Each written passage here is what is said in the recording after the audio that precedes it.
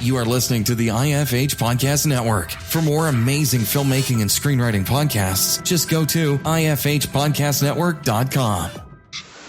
You know, even with the green light, we have chaotically gone between different storylines, and yet what we remain true to is I don't want to look at it as a sequel. I want to look at it as John Wick Chapter 2, because what the Fast and Furious did so well is after the third one is they weren't sequels anymore; they were chapters, and I think those are the best franchises to have. Broadcasting from a dark, windowless room in Hollywood when we really should be working on that next draft. It's the Bulletproof Screenwriting Podcast, showing you the craft and business of screenwriting while teaching you how to make your screenplay bulletproof.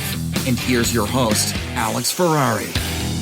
Welcome to a special crossover edition of the Bulletproof Screenwriting Podcast. Now, today's show is sponsored by Bulletproof Script Coverage. Now, unlike other script coverage services, Bulletproof Script Coverage actually focuses on the kind of project you are and the goals of the project you are. So we actually break it down by 3 categories: micro budget, indie film market, and studio film. There's no reason to get coverage from a reader that's used to reading tentpole movies when your movie is going to be done for $100,000. And we wanted to focus on that at Bulletproof Script Coverage. Our readers have worked with Marvel Studios, CAA, WME, NBC, HBO, Disney, Scott Free, Warner Brothers, The Blacklist, and many, many more. So if you need your screenplay or TV script covered by professional readers, head on over to covermyscreenplay.com. Now, guys, today we have a special crossover edition of the Bulletproof Screenwriting Podcast. I have today on the show Derek Kolstad, who is the creator and screenwriter of the amazing John Wick. Now, this episode originally aired on the Make Your Movie podcast hosted by Dave Bullis, which is part of the Indie Film Hustle Podcast Network. And I had to bring this episode to the Bulletproof Screenwriting Tribe because it is pretty remarkable. If you want to know how Derek was able to create this insanely wonderful world that John Wick lives in, and how he was able to get the project up off the ground, and how Keanu got involved in the whole ball of wax, this episode is for you. So enjoy this special crossover episode. Without any further ado, here is Derek Kolstad. Joining me today is Derek Kolstad.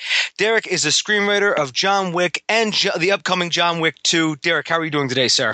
Doing well, man. Tired. I can't remember the last time I had a weekend, but those are good problems to have. So Derek, just to get started, could you give us a little bit about your background? Yeah, I grew up in Madison, Wisconsin. And, I'm 41 this year. And when I was a little kid in the early 80s, that's when the VHS boom happened. And, people ask me how I got into this. And, I don't know, a lot of people don't remember, but like in line at Shopco or wherever you shopped, you would have a bargain bin of VHS tapes. And my mom would purchase them, and we didn't have cable and we couldn't afford it. And on Sundays, especially Sunday nights, PBS would actually show like The Conversation or The Godfather, that kind of stuff. And so I snuck downstairs, and my love of movies, just began there. And what's really interesting though is, growing up in Madison, Wisconsin, you have a very red family, very conservative, but very supportive. Like, I didn't lie. I remember coming home from sneaking into a theater, and they asked me what I had seen, and I had seen RoboCop, which any other kid would have gotten into some serious trouble about. But in reality, they looked at each other after I told them and just said, hey, we should probably support him in this. And so, being a Midwestern kid, though, the idea of getting into film was a dream. And so when I went to college, it was for business, but I kept writing and I worked for Dale Carnegie in Chicago. And what got me out here is my little brother called, and he asked me how I was doing. And I broke down and just started crying. And I'm not an emotional guy. And the realization was I had to come out here to see if I was going to fail. It wasn't a matter of success, And so I had my little Golf TDI, and half the backseat was taken up by a large fucking Dell computer and a CRT monitor. I drove out here, and that was 15 years ago. And apparently 15 years is an overnight success. So that's a little bit of my background, man. And that was a great movie to pick, by the way, is RoboCop. Oh, dude. The other favorite story I tell almost everyone I meet. I was allowed to see, Raiders of the Lost Ark, but Temple of Doom was too demony, So my parents went and saw it, and they got back, and I was so excited. And I had my dad sit down and tell me the movie, right, from beginning to end. It was awesome. Saw it 3 years later and realized my dad had fallen asleep in the movie and just made up a story. It's still my favorite, man. That's absolutely. Did you actually, when you saw the movie for fun, when you finally saw the whole movie, did you go, wait a minute, this is nothing like what my dad said? Well, I could. It was funny because I could tell the point where he fell asleep. It was the opening sequence in Japan, which is just legendary, and then you have that kind of slow jaunt between the first and second act. And my dad's notorious for falling asleep in movies, most notably animated ones. And so, I mean, some of the stories we all share is the movie would start, and I'd hear from the end of the aisle, "Oh, it's animated." 30 seconds later, you heard him snoring. So, good guy, but still. Yeah, my dad fell asleep at Star Wars Episode 1, and he had, afterwards somebody asked him about the movie, and he was like, I don't even remember anything. So so Derek, when you say you were in college for business, did you actually graduate with a degree in business? I did, and I went. Got business administration and then a minor in English. Well, a lot of minors because, let's be honest, it's pretty easy to get a bunch of minors. And then I went and worked for the family company back in Mason, Wisconsin, which is Wick Homes, which was a construction company. And then I moved to Chicago. And during this time, I was still writing, but I was writing short stories and screenplays. I wasn't really sending them off. I wasn't reading books about screenwriting. It's just, in college, I suffered from insomnia, and the only thing that could actually get me to sleep is putting my dreams down on page, And it wasn't until that phone call from my brother where it's like, fuck it, I got to try, So when you were writing, were you focusing on screenplays, or did you actually focus on just writing short stories, long stories, or anything in particular? I have huge respect for people who write novels, simply because, in a screenplay, it's like fade in, exterior, interior. It's one sentence. And you read a great novel and it's like, holy crap, they're spending time to just craft the world. And what I'm trying to do is tell a good story that fits in 90 minutes, And so what I loved about screenwriting, what I still love about screenwriting is, I'm notoriously fast, but more importantly, I can move from one story to the next. And that's why I like short stories as well. In fact, when I was a kid, I was the guy who was teased at sleepovers because everything scared me. And so as a temperament to that, I got into reading Stephen King, and Stephen King short stories to this day, are a massive influence. And I still, I have them all behind me on my bookshelf. I mean, that's glory, dude. I want to do what he can do in the short form, but he's the master.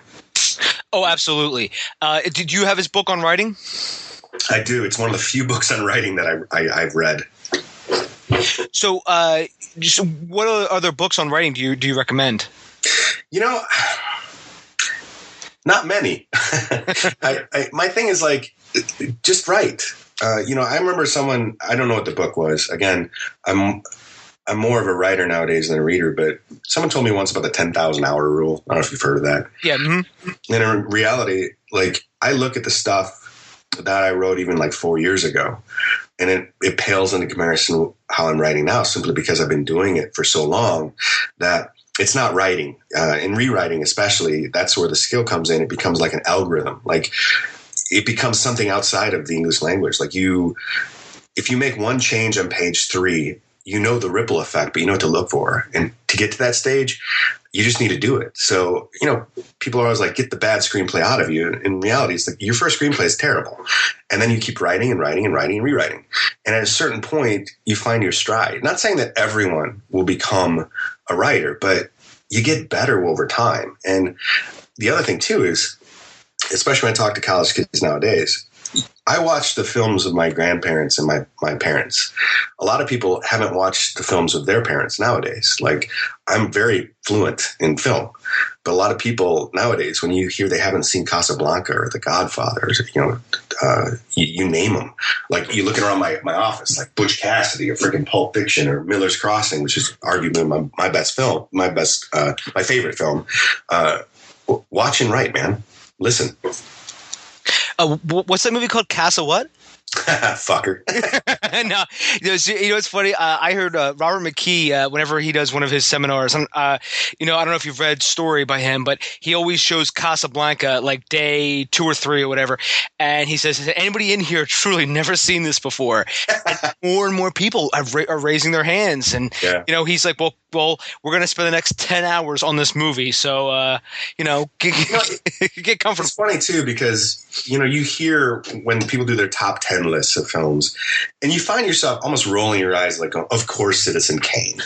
But then you put it in and you watch it, and at minute 30, like at minute 5, you're like, God damn it, that's good. And even if you're, I know a lot of people who won't watch black and white films, which astounds me, and yet you watch, like, for instance, It's a Wonderful Life. Everyone's like, oh, that's a smarmy piece of Hollywood crap. It's an incredibly dark drama. I mean, he's killing himself. I mean, stuff like that. And when I encourage people to watch film, it's like, dude, ask your grandfather, ask your mom and dad, like, what their favorite movies was. Because even though, the timing of movies has changed. You look at the Blumhouse horror movies compared to those in the 60s and 70s, they're sprinting, Rosemary's Baby is really extremely slow. It's genius, but it's slow. But you have to watch it at least once to respect what was going on. Like Lawrence of Arabia, you have to see once. I'm not going to watch it again. It's long. But you have to see it once, just to know that everything on screen is real. They really shot that, and to respect that and learn from it. Yeah, and very true. I remember in one of my film studies class in college. By the way, I have a degree in business administration too, and I write. So you and I are very similar already. Nice. So nice. I got to admit, though, the BA degree is kind of bullshit, but we got it. Oh, every day of my life, I tell everyone how it's bullshit. I sit here and go, like when I'm paying my student loan payments, I'm like, what the hell did I learn?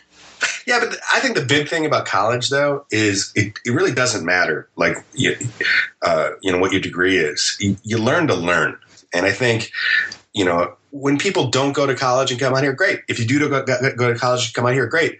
But having a college degree gets you into the mailroom, Unless you know someone, you still need to have that, sadly. And true, a lot of the positions that I see too for like anything if you want to work at the studio or like for instance Comedy Central, I just filled out an application to work there, and they all want a bachelor's degree. Like that's a minimum requirement. You have to have a bachelor's in something. You look at guys like Kevin Smith and Tarantino. They are not a flash in the pan. That's wrong saying. They're 1 in a billion. These guys are incredibly talented forces of nature, and yet they're one of a kind, very few of us are. You need to actually have that degree in your belt to get into the industry. Even when it comes to like screenwriting or acting, they don't care. Good is good. Yeah, very true. And especially too, because Tarantino, he just took from what I've heard, he just took like a 2-day film course to get the understanding. And then when he wrote Reservoir Dogs, that's where he met Terry Gilliam. And Terry Gilliam really set him, this is what you have to do. And then when he finally got around to making Reservoir Dogs, he was like prime and ready. Having Terry Gilliam sort of mentor you, that was just like, one genius showing another genius the way. Oh, yeah, yeah. Well, and I remember reading an article about Django Unchanged, and he said the line that only Tarantino can say, and it was, I had to teach myself how to make a Western. No one else can say that. Tarantino is a guy who devours film, devours movies, and has a respect for the shitty ones as well, which you should. You can pile shit on Roger Corman flicks and the stuff that a lot of these Troma has done, and yet you watch, you're like, I kind of get it. And yet Tarantino loves it, and he applies it, which is huge respect there. Yeah, I always heard Orson Welles too loved. I don't know if this is true or not, but he loved to have film parties at his house, and he would show like these odd movies, and people would be like, "What the hell are you watching, Orson?" And he was like, "No, this is just something unique." And they didn't know if he was like making a joke of everybody, or use this as this playing this practical joke on everybody, or if he was dead serious. Well, and that's what I love though about where we are technologically. When you think back that when I was in college, 22 years ago, I didn't have email yet. There's no cell phone. And the only foreign movies that the video place had were the douchey ones. Like, of course it's good. It won the Academy Award, that kind of stuff.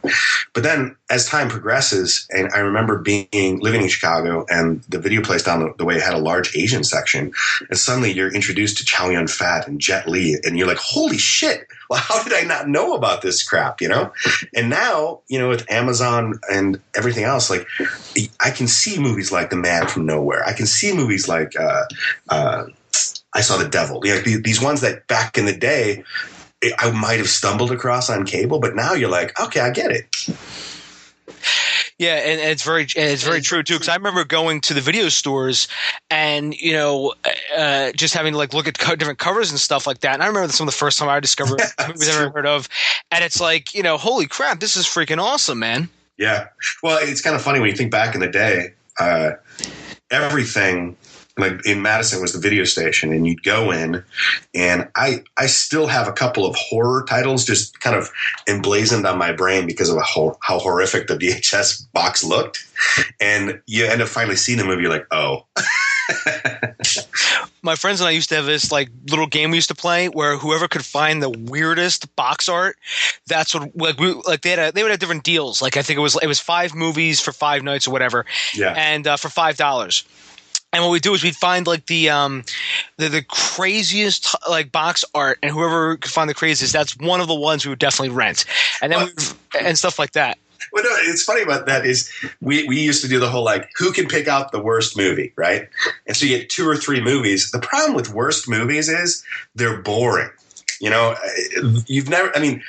worst movies that are fun to watch are actually fun to watch. When you do that, let's find the worst, you're just going to be looking at your watch going, oh God, it's still going. What was the worst movie you've ever seen by doing that? Let's see. I would argue that Mansquito is up there. And they're kind of, I think the worst movies I've seen tend to be the Friday night premieres on Sci-Fi. And yet what Sci-Fi did is they embraced it, like Sharknado. I get it. You're totally making fun of the shit you were trying to, give us years ago. I'll say this, that I've only walked out of 2 movies. The first was The Road to Wellville, which was with Dana Carvey and a slew of characters back in the day. Do you remember that one? Yeah, Matthew McConaughey was in that. And I forget who the person was, but yeah, I remember Road to Wellville.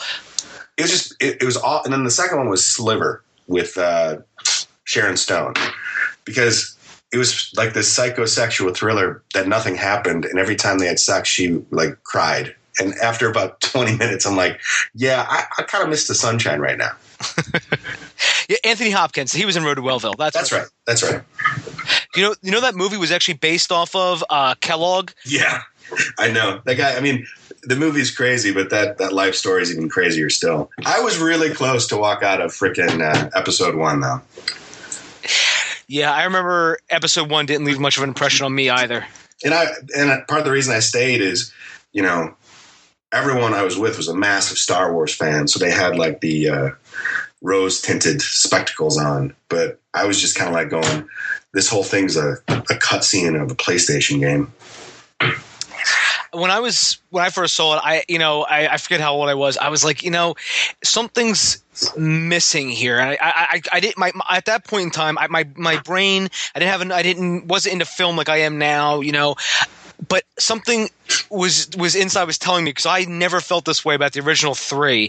Like the original 3, like I'll just watch and like I'm entertained from beginning to end. Episode 1, I was kind of like, what's going on? Who's this guy again? Also, it's like the plot is like a political trade organization treaty thing. You're like, wait, this is what we're after?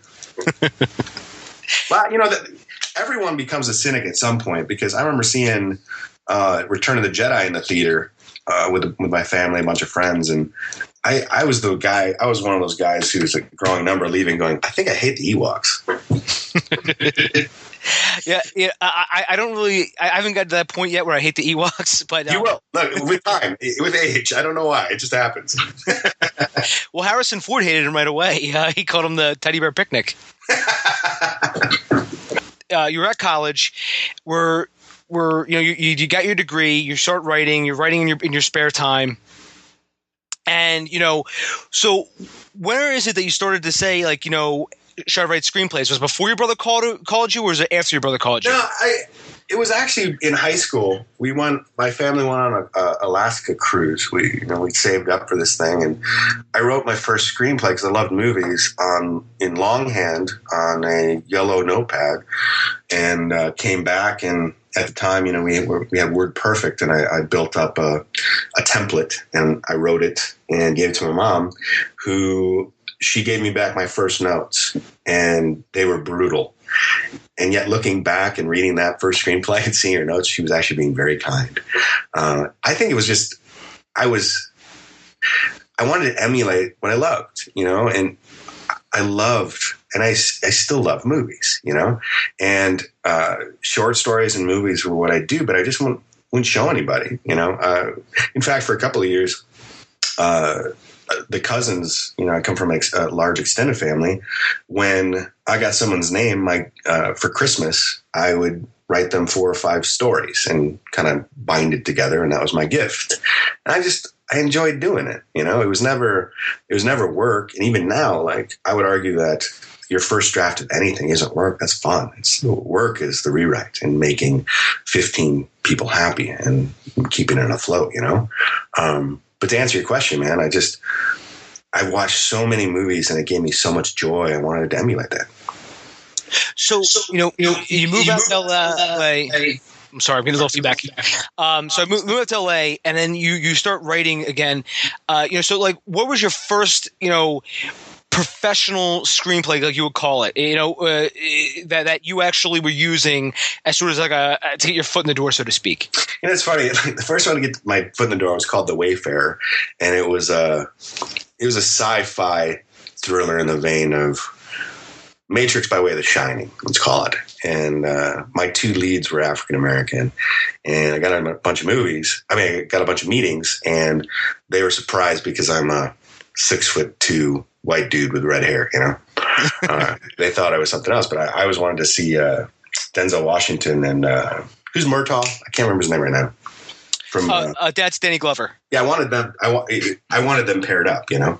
So I got a lot of meetings, and what happens is I was used to the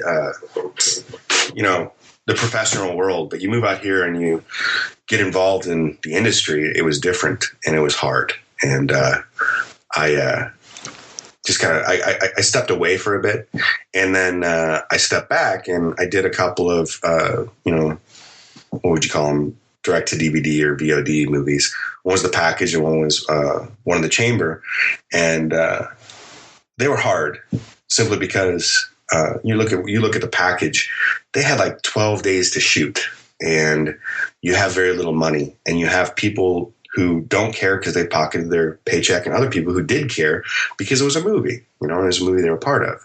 And so after those 2, I was close to quitting again, because to pay the bills, even with those, I was doing a lot of nonprofit stuff, like doing videos and websites for NGOs and the like.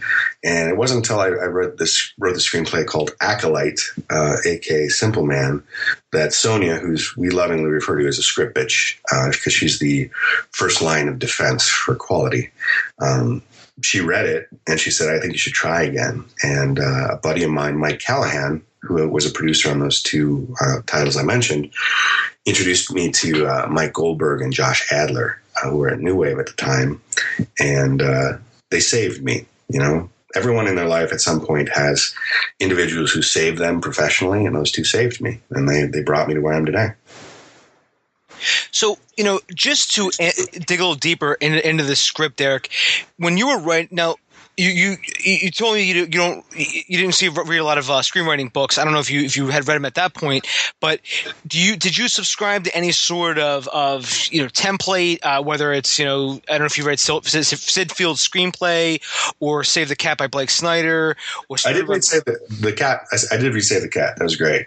I haven't read anything by Sid Field, but I think my big thing is when I was a little kid, my whole family were ravenous readers. I would probably read when I was in grade school, I'd read a book a day, just because, I loved reading. And I've always been imaginative, but when you read and see where other people's stories go, it's awesome. And my favorite authors at the time were Alistair MacLean, and Dashiell Hammett and Tom Clancy. And then when I was in high school, it was who wrote The Firm? That was crap. John Grisham. Yeah, it's on my bookshelf behind me. I could have just turned around. but a lot of, like, especially Alistair MacLean, he wrote Guns of Navarone. And what I loved about his stuff is if you look at, for instance, what's the movie? Ronin did it best. Is, at one point Max asks the question, "Do I know you by way of the German?" or something like that. It's never addressed again. But by having that one line, the world kind of expands a little, like a boop, boop, a little bit bigger. And Alistair MacLean and Hitchcock especially, they would have these lines that made their movies seem bigger and more complex than they were, when in reality they were very simple. You take John Wick. I mean, it's a revenge story, but he's not. I'll let people argue about it, but it's more than just the dog. And I think the best movies are that. It's more than just the sled, Rosebud. It's more than just The Ring. It's more than it hints at a larger purpose. And I think by not answering what that larger purpose is, that's where the movies I love come into play. Yeah, and I know exactly what you mean. In John Wick, it is more than when they whatever happens to the dog. I don't. For anyone who hasn't watched it yet, you probably should stop now and watch it, and then come back, because I am going to be talking. I do want to delve in deeper into the movie, but yeah, I agree with you wholeheartedly, and it is interesting. I always am fascinated when I ever talk to an accomplished screenwriter like yourself, Derek, what they've read and what methodologies they subscribe to. Yeah. Because some people swear by Save the Cat, and I've had others here on the podcast who say, don't ever even read it. Keep it away from you at all costs. Well, everyone functions differently. Everyone learns differently. I don't know. Like, people ask me, like, where did these ideas come from? And to be honest, I don't know. A lot of it is, what I've read and who you are and where you are and what you see and how you see it suddenly comes into play. But what I tell everyone is, as soon as you finish a screenplay, write the first page of the next one, because it's kind of like you have to keep that flame stoked, or else a lot of, for me personally, and I've talked to other writers, is when I finish a screenplay, it's kind of depressing, because you've been with this story and now that's done. You're like, shit. You were crafting this world, and now you hand it off. You have to start the next one, or else, for some of us, this, when you talk to writers, I understand a great deal why people turn to the bottle or turn to the needle or turn elsewhere. Because when you get to the end of that novel, or you get to the end of that screenplay, or even a short story, you feel very alone. But if you keep it going, you feel very alive. So, Derek, I want to ask you: are you a part of a writers group of any kind? I mean, meaning, like, do you have like a group that you meet with maybe once a month just to exchange, whatever you're working on? I don't. Sonia is very.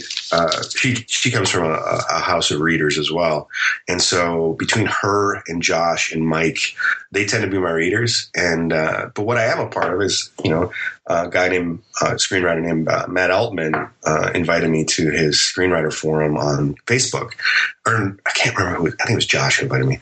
Anyway, and what's really cool about that is, at first I didn't want to do it until after the first week I realized it's just a bunch of people encouraging each other.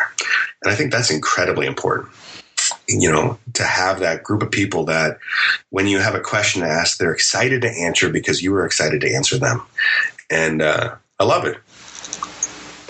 Yeah, I'm a part of a writers group right now. We started about 2 years ago when a friend of mine got inspired because we were watching the Oscars and Tarantino gave a speech about Django, and it just sort of hit me like a lightning bolt. And I was like, holy crap, why am I just not starting a writers group with some of the people that I know in the area who I trust, and just see what goes from there, Yeah. Well, and that's the thing though, is like I'd argue almost in every capacity, you can't be a solitary person, even though I'm happiest alone. I'm happiest alone with my computer and no music on, and just I loved that. And yet I know if I stay within that bell jar, I'll get worse because I have to have those outward influences to make what I do better. And, for those who write, I'd argue, seek out, even on Facebook or any other site or even locally, people who think like you, because a lot of things that you worry about, they do too. And that's important to actually connect on. Yeah, it's a very, very, very good point. And so, as we talk about writers groups and everything like that, a little later, I wanted to ask you another question. Sorry for the bad segue, but I have a note in front of me. I want to ask you afterwards. But as we're writing, you had the Mayfairs, and then I assume now once you were done that, you started your next project. So what was your next project after that? I don't know, because here's the thing: is I write a lot and I write fast. But a lot of times too, and you might have been in the same place. Like a lot of times I write the story to get it on my head. It might not be good, but at the same time, like, it's haunting me that it's still in there. I think of stories as people in line at the bank, if it's 15 deep, you're pissed, but if it's 3 deep, you're fine, So I try to get those 12 out of the way. But I would argue that, Acolyte, which is, making the rounds again, that one got me on the radar, and it was John Wick that made me able to say that I'm a professional screenwriter now. And what was really fun about the John Wick process was I had written it, and it was originally entitled Scorn. And the character was in his early 70s because, again, I love the movie Ronin. And I thought, how cool would it be to grab like a Tommy Lee Jones or just an older actor and do an action piece that made sense. Because, I just wanted to see that at the beginning. And the dog was like 15 years old. The wife had passed years ago. So my agent at the time, Charlie Ferraro, who I love, but over at UTA, he called me after the screenplay had went out, and he's like, we've got like 3 or 4 offers, and I'm not going to tell you the numbers, but I really think we should take the lowest one because they want to make it now. And you've got a great agent who is looking at the long game. It's more important for me to get an okay payday in a made movie than $1 million in no made movie. And so they set it up with Basil Lenick over at Thunder Road, and we developed it back and forth for a while, and then it went out to directors. And on a Friday afternoon at like 1:00, Keanu Reeves called Basil, and he's like, "Hey man, I heard about this screenplay. I'd really like to read it. Could you send it over?" So they couriered it over, and at 4:30, Keanu Reeves called back and he said, "I want to do it."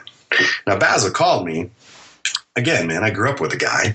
And I was excited, because this is a very violent movie, and I'd love to see him do this again. And the first time I went over his house, I walked past his den, and on his desk, I shit you not, were like 200 screenplays. This guy's hobby is reading screenplays. And in that moment, it was probably the most humbling I've ever known, going, holy shit, I was one of those, and he picked it, So that's how John Wick came about. And honestly, the title came about because Keanu would not refer to it as Scorn. He'd always refer to the project as John Wick, and it stuck. By the way, did you actually get to meet Keanu? Oh, yeah. I mean, Keanu is a incredibly bright cat. I mean, you sit down with anyone, and their first 2 notes, you're like, yeah, no shit. He got to his 3rd note. I was like, damn it, that's better than what I had in mind, And so we spent a ton of time together on every character and every scene outside of his own. And he is equally responsible for what's up on that screen. I mean, Chad, Dave, Basil, Erica, this is an awesome production crew. But at his heart and soul, it's Keanu, because Keanu loves the character. And I can't, honestly, I'm not pandering. You can ask around, and you've probably heard stories, but he's a genuine dude. And he's, for instance, when we shot in New York, he got to know all the guys at the coffee shop because he would join them for their smoke breaks. And on his last day, it was like saying goodbye to your best friends at camp. And you don't see that a lot with especially guys of his caliber. Yeah, I've always heard that he is an absolutely awesome guy. Oh, yeah. And in fact, my most surreal story, like something like, I'm a nice guy, but I like being alone. Everyone knows his address out here. You know, the little buses that go by with tourists, they stop by his house and, you know, that kind of stuff. My favorite was one day we were working on John Wick. His doorbell rang and he's got a little, he's like, who's there? And this woman says, hi, my name's so-and-so from Boise, Idaho or something. Huge fan of yours. I just wondering if I can get a picture. And he's like, okay. So Keanu goes outside and hangs out with this teenage girl and her family for like 5 minutes, taking pictures, and then comes back in. Like, who does that? It's unbelievable. It's awesome. But that's the kind of guy he is. Yeah, that is absolutely hilarious. I mean, I don't know, if this is true or not, but I saw that apparently he gave his Matrix 2 and 3 money away to the special effects guys. I don't know if that's true or not, but it is true. And the other thing that I thought was really cool is because Chad was his stunt double in the Matrix. Keanu hired, who's the guy who makes the custom bikes, motorcycles? The Jesse James? No, you know what I'm talking about? Yeah, it was Jesse James for a while, wasn't it? I think it's Jesse James, but like Keanu, as not only did he give away his bonus money, he had everyone on the stunt team made customized motorcycles that were delivered by Jesse James. And it's just stuff like that where he didn't have to do that. And yeah, you could argue that he's a multi-millionaire, whatever, but again, he's a unique and generous man. And that's absolutely awesome. And, for him to get into the John Wick character, when you finally saw the movie and you finally, saw everything playing out, what were your initial thoughts when you finally saw his finished product? That's a great question because when we saw the friends and family, the first cut of the movie, I had no idea. Because when you get to a point in rewriting, you're not seeing words anymore. You're just seeing kind of numbers. I don't know if that makes sense. And so when we saw it, I remember looking over at Sonia first going, was it good? Like, I didn't hate it. I didn't know. And she by her expression, I knew it was, and the moment that hit it home for me is when we did our initial screening at the Dome out here at the ArcLight. We're doing a Q&A afterwards, and it's 700 seats. It was a pretty big forum, but I showed up and I didn't watch the movie because at that point you'd seen it so many times, but I scanned the audience to find the people who didn't want to be there. And at about minute 20, everyone had this huge grin. And, my favorite movie going experience in my life, and I tell it to almost everyone I meet, is when The Raid came out. Have you seen The Raid? Oh, yeah, absolutely. Okay, when The Raid came out, I loved the trailer, and I loved Moran 2, I think that's the name of it, the movie he made before that.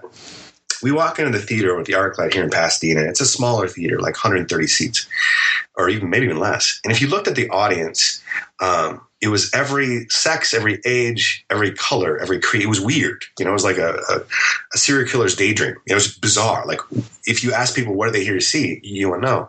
But we sat down. It was sold out. And when the reverse door guillotine happened, I leaned forward in my seat and looked around like you did when you're 12 years old. At the end of the aisle was this 70-year-old Korean man who's doing the same thing. And he pointed at me and mouthed, "Did you see that?" Oh. And when I watch people watching John Wick, especially during that house invasion, and to see a guy who's 68 years old lean forward in his chair and look around, that made my life, man. Because that's what I wanted to bring out of people. That's what I want to bring out of people now. Yeah, it is phenomenal the way that movies can bring people together like that. Well, especially what I loved about the John Wick process, or even the release, was the number of older people, or again, it's an action movie, but it's got a huge female fan base. Just because a lot of people will say, you'll hear the term grounded, which means cheap, elevated, which means good. It's like, I want to make an elevated horror. Like, you want to make a good horror or a good action piece. And what I loved about the John Wick process is, from the original spec, the bones and the muscle mass remain the same. It was just the skin and the hair that was massaged in by everyone involved.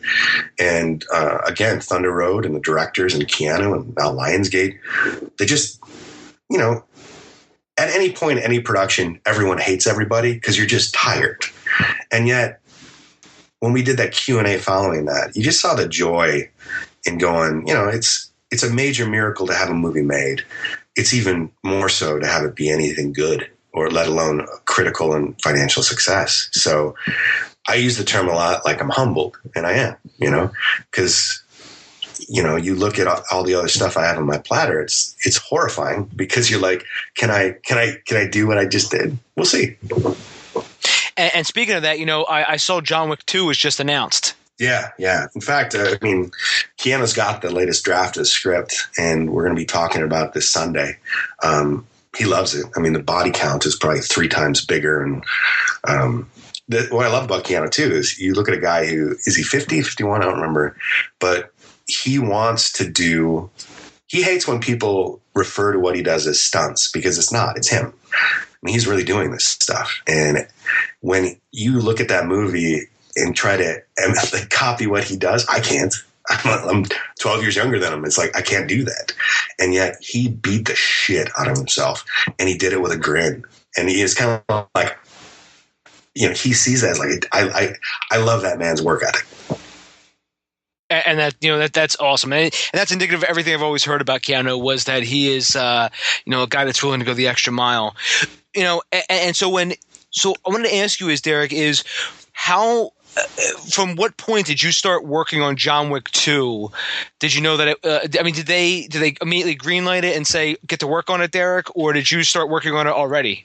No, I mean, I hadn't started working on it because when you get a movie in production, your life is rewrite hell, and it's continual. And what I learned too is when I was out in New York on the shoot, it was hard for me to do anything else, because every 10 minutes, even though you're doing very minimal labor, you have someone coming in asking, "Hey, what's the nurse's name?" In the hospital. And who gives a shit? But they came to me for that. I spent about 5 weeks just playing Civilization 5 on my laptop, because I couldn't work on anything else, And yet, for a couple of days every week, Keanu would come back. We'd have lunch, and we'd lunch with a buddy of mine named Todd, who he does all the what do you call it? All the artwork, all that kind of stuff.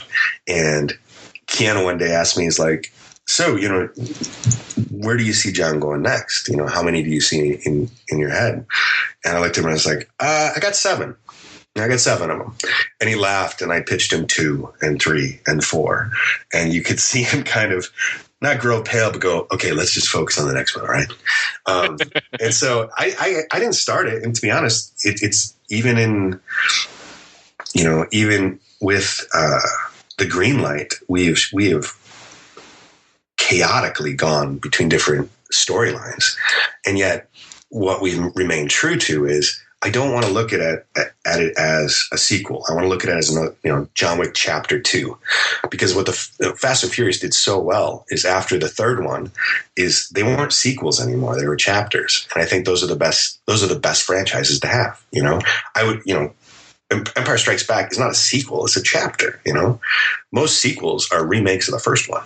And with this one, you want it to be unique but familiar, Yeah, and that's a great way to put it too. Is different chapters. Yeah, I mean, and that's what you can't help but respect about the Fast and the Furious movies, even if you don't like them. Each one got better, at a certain point. And people ask me what I watch, and I got to be honest, I haven't seen it yet, but I'm going to love Mad Max. I mean, I've been watching that trailer every day on a deafening TV screen with my arms out wide, grinning, because that's what I want to do. Yeah, everyone I know who has seen it has loved it. I haven't seen it yet either. Yeah. Did you see Fast and Furious 7? I'm really behind on everything, man. And what I've learned too is when you write like this, or you get to this degree of success, I would argue, I don't like going to the theater, simply because I'm alone most of the time, and when you sit down with a bunch of strangers, it's a bit of anxiety. And you're watching a movie, and when you find yourself not liking it, you're suddenly reminded that people don't like what you do. It's weird. It's weird. I mean, I love movies, man, but I like them now in the privacy of my own home. To each his own, and sometimes I totally get what you're saying, because I sometimes just like to watch movies in my own home too. That's why, like, when It Follows was coming out and they were like, oh, by the way, we're going to do VOD the same day as theater, I was like, oh, good. I can just stay home now, order a pizza, and I can watch It Follows at home. And then they pulled it out to VOD. So I ended up, because it did better in theaters than they expected it was going to do. Yeah. So now I've pulled up Netflix and started watching something else. Well, it's like the event movies. I'll go see in the theater. And to be honest, my favorite movies to see in the theater are the ones that are aimed directly at kids, because, the cynicism really hasn't sunk in. And to go watch anything by Pixar, or a lot of the Disney stuff, and to look across. And, when we saw the movie Frozen, it was a couple of weeks out, and the little kids in front of us were singing along to every song. And in that moment, like, you could be an irritated old man, or you can go like, that's movie magic. These little kids love the movie so much. They're singing along. And, in this day, that was awesome. I just love that memory. And that's what movies do. They help you give those memories. Yeah. And I mean, you think of the movies that make you cry.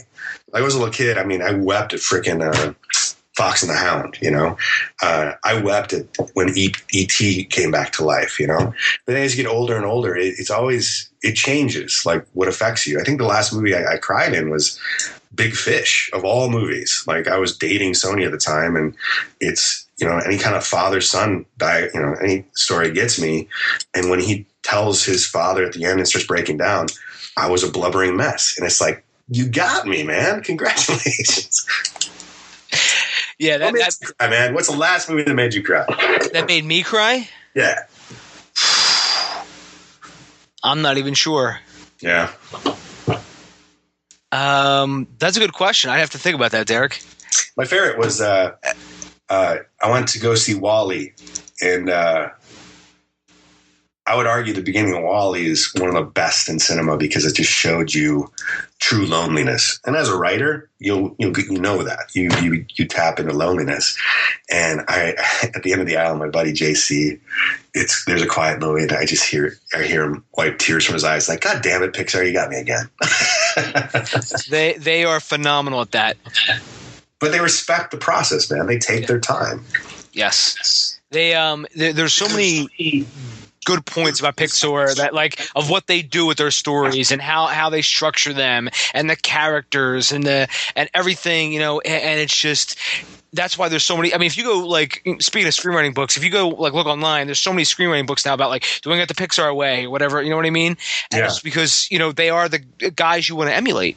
But also, I think the best filmmakers love their characters. In the Pixar movies, you can tell that they love their characters, even the bad guys, And I think that's important. I mean, what's been great in developing John Wick 2 is we love John Wick. I mean, he was the Baba Yaga, he was the devil, and there may be a bit of that still inside of him, but there's something about that you love, And the best movies are either the ones where everyone hated each other on the set or loved each other.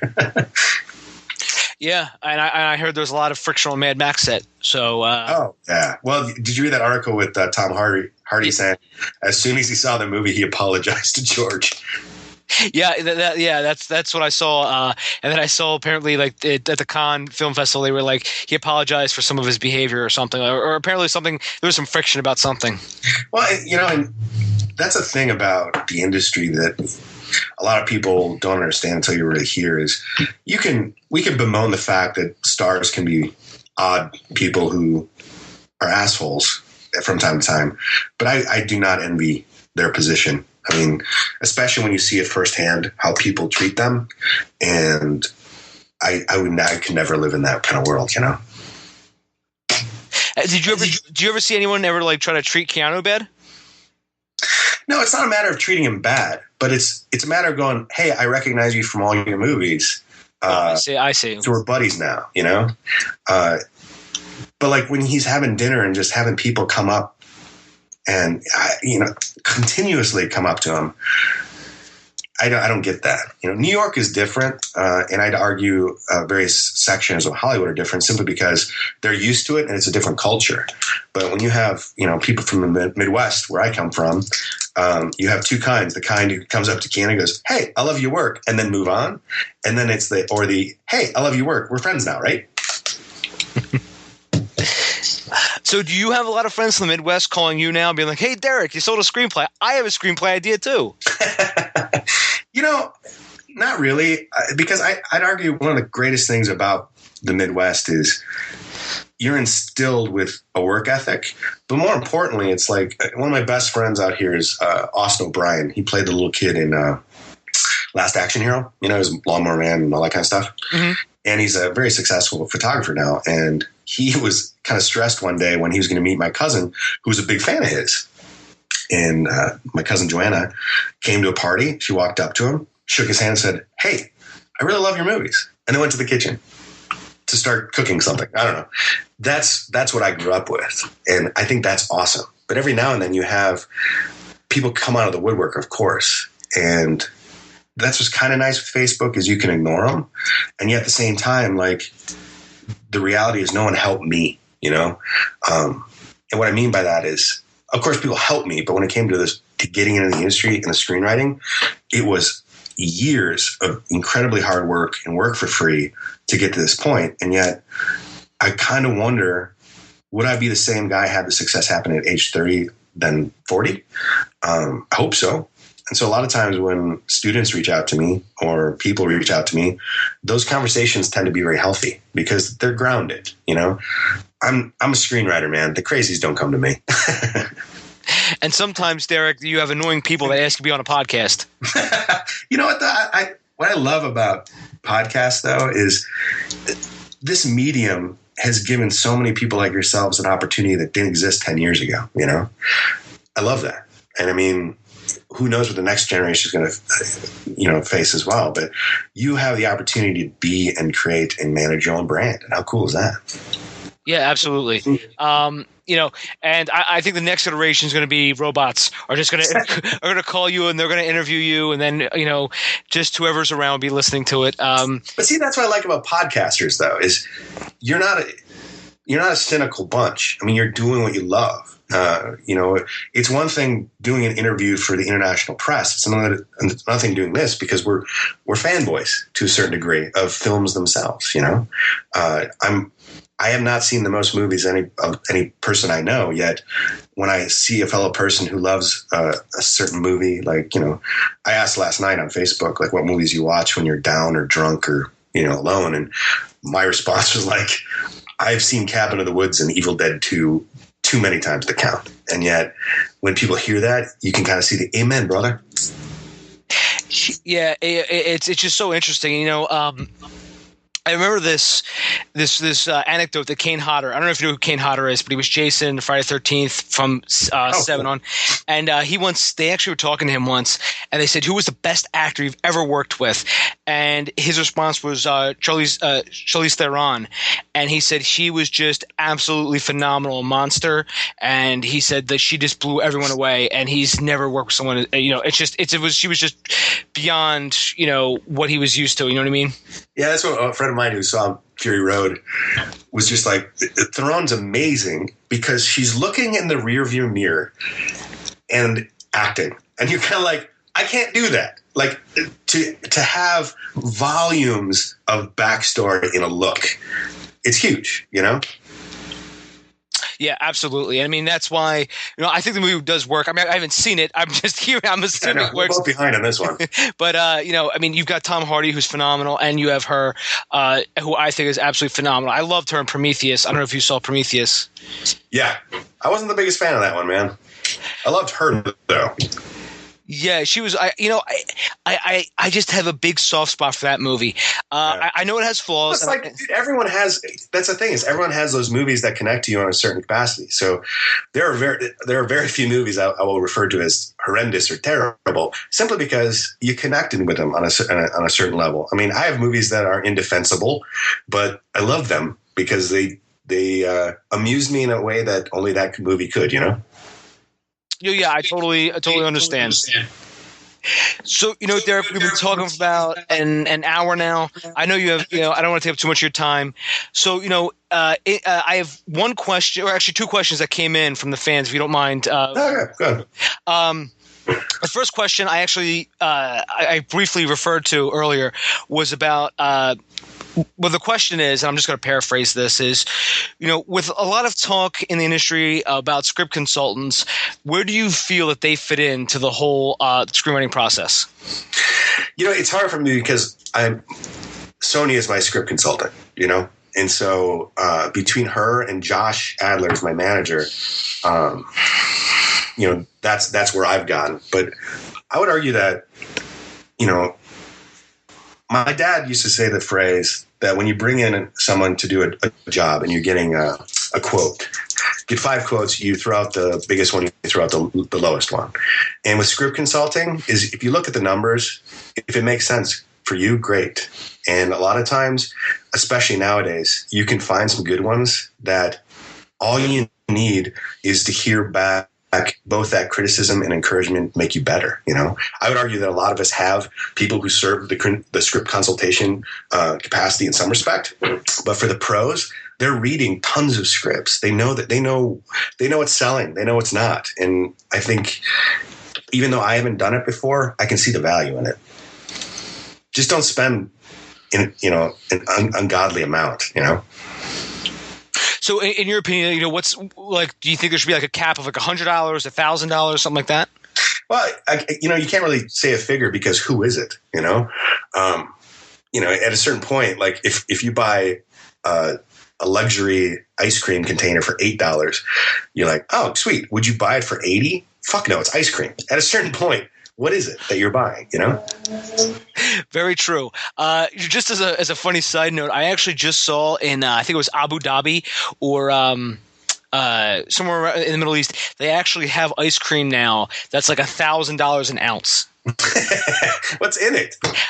Gold flakes, diamonds, and caviar and something else. But it's like the way they make it is it's all freeze dried, right? So they make it right in front of you from scratch, everything from scratch. Except not the diamonds, of course, but like the ice cream. And then what they do is they put it into this. They mix it up with everything, and then they top it with gold flakes. I don't know who told me this years ago, but they're like, it was when the Trump Hotel, I think, was serving up this $800 hamburger, and he said, if I ever found myself wondering about that burger and ordering it, I should just give that money away. And I think that's the truth for most of life. Like, if I find myself wanting to buy a Bentley, I should give that money away if I had it. So, yeah, I know what you mean. Although I would say I probably would buy a Bentley. It's funny. Joe Esterhaus once said that there's a great way, if you're ever stuck on a screenplay, he has found the perfect way to get unstuck and cure writer's block. And he said, what you do is you go down to find your local exotic car dealer, and you either get like a Lamborghini or Ferrari, and you take it out for the weekend. And he said, well, by the time you get back, you're going to do anything in your power to make sure you can buy one so you can drive that again. I like that. I'm actually trying to get him on the podcast, by the way. Might be a little. Is he still writing? Or I know he kind of had a big blow up at the industry and kind of took some time off. Oh, yeah, he's still writing. Okay, sweet. And because his last work was actually a book. It's an ebook called Heaven and Mel, and it's all about working with Mel Gibson. Nice. And the other question that came in, Derek, was how do I go about getting a screenplay mentor? Good question, man. If I look at my own life, find someone in your life who reads, and reads voraciously, simply because when you read, you know what's good, you know what works. And, the other thing too is my thing about screenwriting, especially in the industry, I said at the beginning, is you have to be here.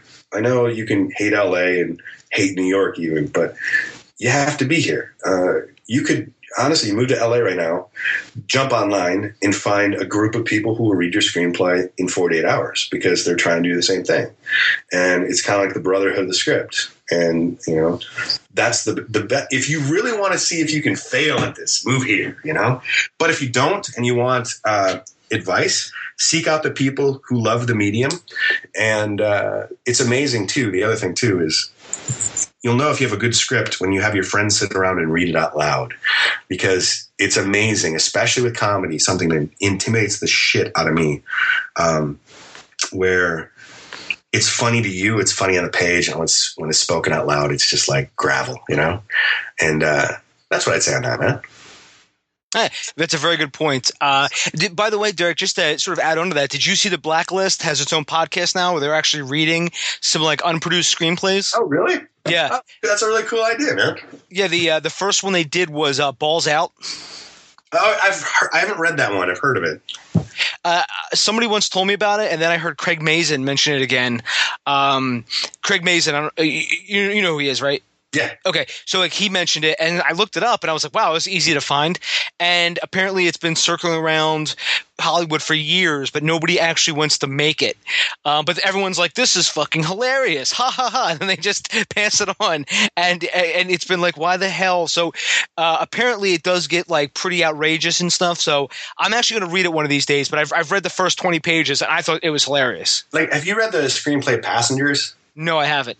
Dude, that's one right now. I think Chris Pratt's attached. I don't know who the female lead is right now. That's one that every exec I talk to is like, that's the best screenplay I've read in 5 years. But we passed on it. And the realities of this business are, it's like, let's say you read a screenplay and it's your favorite ever, but you're like, that's $120 million, PG-13 R-rated sci-fi thriller. That's unique. It's not based on anything. You've got shareholders, man. It's a huge risk. So when people pass on certain stuff, like I've talked to a number of people who passed on Gravity. You're like, wow. And then you realize, oh yeah, if you hadn't seen the visuals and were reading, I get it, And yet every now and then, especially being an aspiring writer like yourself, oh, fuck that, you're a writer, is when you go to the theater and you're like, you get 12 minutes into a movie, like, how was this made? And a lot of times, even the people involved are like, I don't know what happened. Yeah, there's another podcast too called "How Did This Get Made?" And I love that one. Yeah. And I first I was like, what the hell? But yeah, I know exactly what you mean. They even mentioned, what the hell happened here? But it's funny, Derek. Remember Land of the Lost when that came out with Will Ferrell? Yeah. That studio they booked so much on that, and then what happened was when it failed, everyone got fired. Yeah, and that's the kind of thing though that you feel for certain people involved, because I remember talking to the producers of Jonah Hex, and they this was after the fact, and they were like, Derek, the screenplay was fun. It was a blast. The table reads were great. 3 weeks before shooting, they carved off like $15 million of our budget. We thought we'd do fine. And then when we started seeing dailies, we were like, what happened? It's just, again, it's a miracle when you get a good movie. And it's simply because, it begins and ends with a script, sure. But at certain points, people step in and the script gets muddied and things happen, And often if you've seen a bad movie, that's only bad when it hits the second act, That's more often than not. Yeah, very true. Something I've always heard is the second act is where movies go to die. Yeah. I mean, I would argue that the movies I write, I love just action. I love thrillers. I love sci-fi. The work is in Act 2. I mean, Act 1, you come up with when you're out for a walk or you're having a meal. Act 3 is just fun because you can finish the fucker. But Act 2, that's where the writing comes in, man. And when you start receiving notes, all your notes are in Act 2, not 1 or 3. So, Derek, in closing, I mean, we could talk all day, you and I could tell we have the same taste in movies. We're both. Well, give a shout when the next film comes out, man. Okay, definitely. Because we both have degrees in business. We both do writing. We both have red hair. Losing mine. I shaved my head. But thank you for that writer comment, by the way. That's the thing is, like, I always have to stop myself because it's kind of what Keanu said about he doesn't do stunts. He's really doing it. And so when I talk to people, it's like, to say you're an aspiring screenwriter means you want to be a screenwriter who's being paid, but to be a writer is to be a writer. And as soon as you have one person read it, you've affected their entire life. And I think it's a difficult career, and yet it's a fun one. And I'm not saying John Wick is going to be out there changing people's lives, but I want to make movies that, like Predator, Die Hard, for instance, where you're at a hotel one night, it's 11 o'clock, you're tired, you turn on the TV, it's halfway through Predator, and you're like, fuck, I got to watch it. Those are the movies I love. I mean, I remember when I beyond the commercials for John Wick, I was on Facebook one day, and a friend of mine who's kind of a hard guy to please with movies actually was like, John Wick, and he wrote, the ellipsis, and he wrote, that was pretty fucking good. See, that's the best. That's what I want, And in fact, I had people on Facebook who were like in their late 70s, early 80s, friends of my grandmother, who hadn't seen an R-rated movie since maybe The Godfather. They went to see it to support me, and they're just like, I really enjoyed that. Because I mean, there's a couple things in John Wick. Like I said, people, if you're listening to this, told you I was going to dig into it, but just real quick, because I know you have to go. But when John Wick is going through the nightclub, and he's all action scene, and we're following the whole time, and it's just everything about that we just all came together beautifully. And I was like, damn, that's a really good action scene right there. Yeah, and what's fun is, Chad and Dave, their background is stunt direction and that kind of stuff. But what I loved about working with them, and what I love about working with them now, is a lot of the action beats I wrote into the script are on the screen. Like, to see that John shoots that guy's foot and he leans forward and shoots his head, I'm like, that was in the screenplay. And so I know for a lot of like the Marvel movies or the bigger properties, they say John Wick fights 15 guys.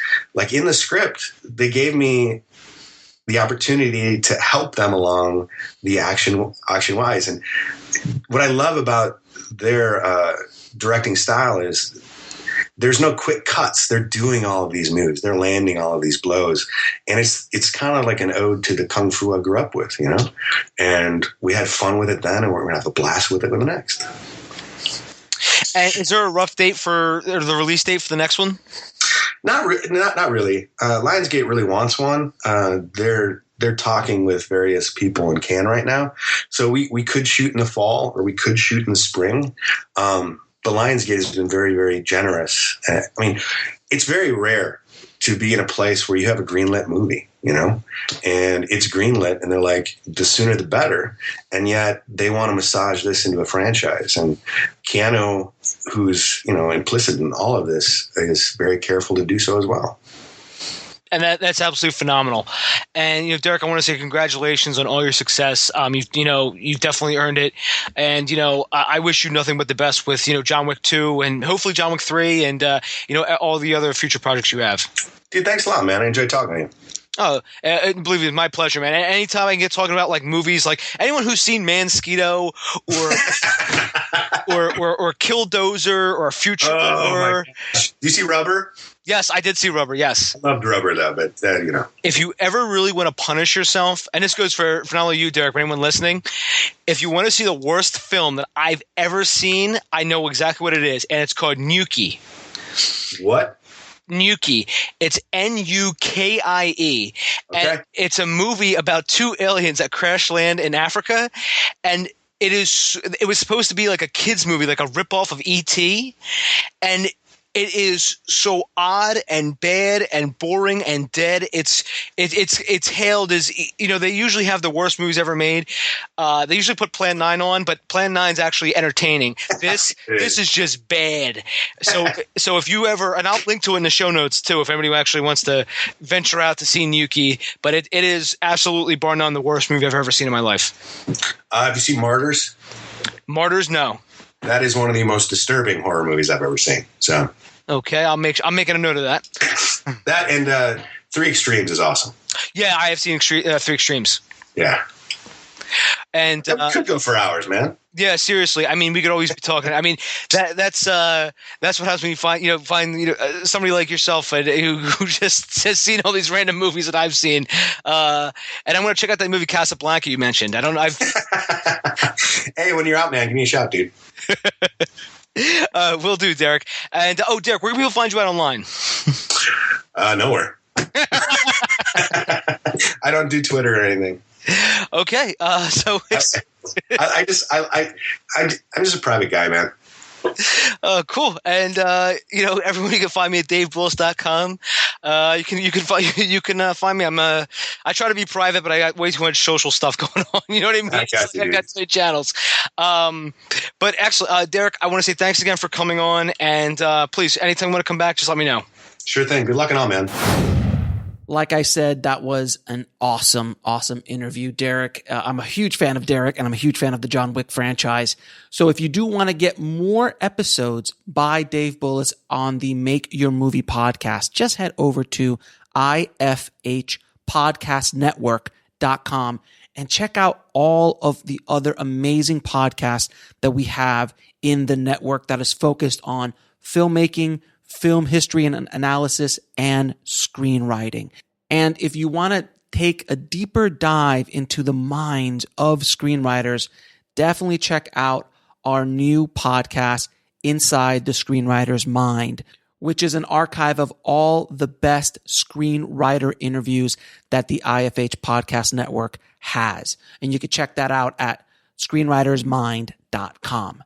Thank you guys for listening. Next week, we will be back to our regularly scheduled program, and I got some amazing new stuff coming for you in the coming weeks. Thanks again for listening, guys. As always, keep on writing no matter what.